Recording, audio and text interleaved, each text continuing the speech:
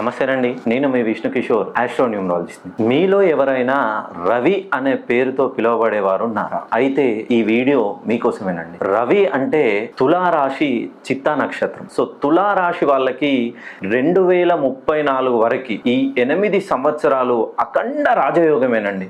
Sir, నా పేరు రవినే, నేను ఇవాళ రెక్కాడితే కానీ డొక్కాడని కుటుంబంలో నేను జన్మించాను, నాకు అఖండ రాజయోగం అంటే దాని మీనింగ్ కూడా తెలియదని చాలామంది మీలో అనుకోవచ్చు.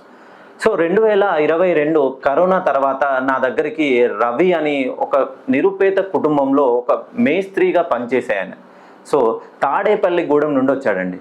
సో ఆయన చేసే పని ఏంటంటే మేస్త్రి పని. ఆయనతో పాటు వాళ్ళ భార్య డైలీ మేస్త్రి పని చేసుకుంటూ కుటుంబం పోషించేవాళ్ళు. ఆయన నా దగ్గరకు వచ్చేసరికి, మీ పేరు రవి, సో నీకు ఇంకొక 3 సంవత్సరాల్లో మంచి రైట్ టైం స్టార్ట్ కాబోతుంది అని.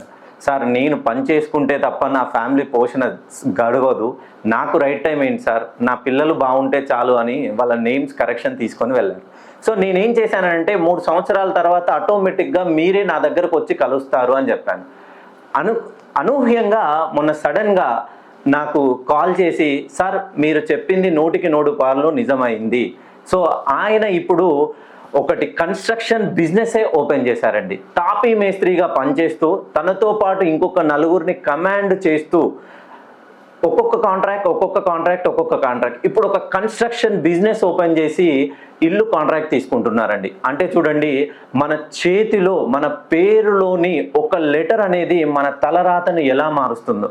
సో ఎవరి తలరాతలనే ప్రయత్నిస్తే విజయం తప్పక వరిస్తుంది.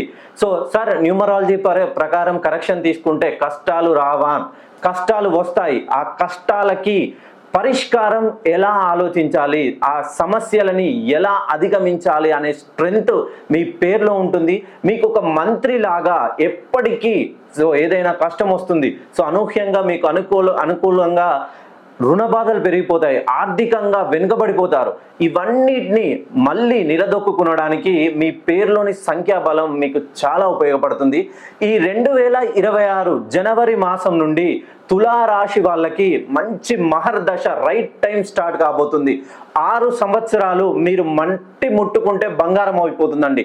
100కి 100% మీ పేరులో ఉన్నటువంటి సంఖ్యాబలాన్ని సరిచేసుకోవడం వల్ల మీ అదృష్టాన్ని మీరు మీ ఇంటికి లక్ష్మీదేవిని ఎలాగైతే స్వాగతిస్తారో, మీ పేరులోని సంఖ్యాబలాన్ని సరిచేసుకొని ఆ అమ్మవారి కృపకు పాత్రులు అవ్వాలని పేరున తెలియజేసుకుంటున్నాను.